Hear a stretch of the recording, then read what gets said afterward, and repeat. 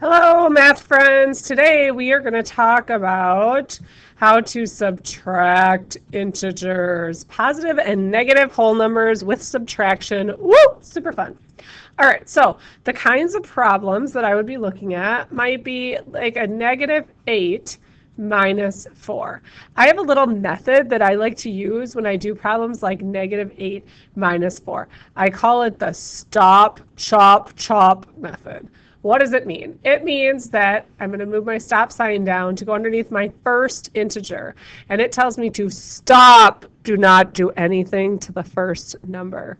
And then I have my little karate dude, and he comes down and he says, chop the next integer, or the subtraction sign. I'm going to chop the subtraction sign, making it addition.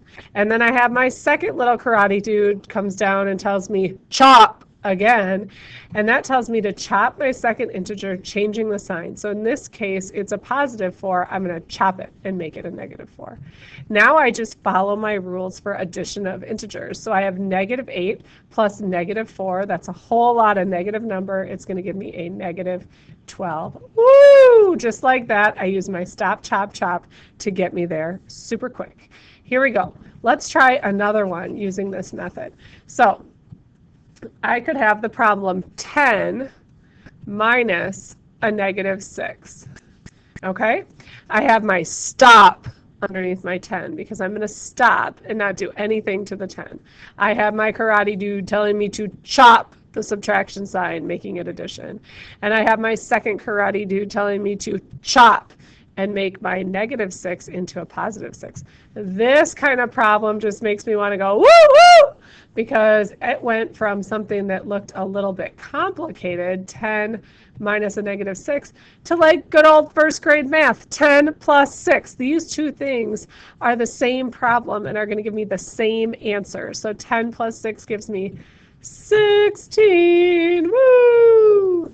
Pretty awesome. Let's just do one more so that we make sure we have the stop, chop, chop super down. All right?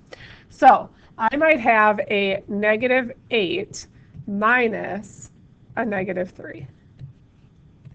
The first number, the -8, stop, do not do anything.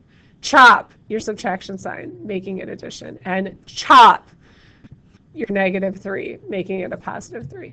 I get -8 plus 3. I follow my rules of adding integers, where if I owe someone $8 and I have $3, that's going to give me that I owe $5. So I end up with a -5.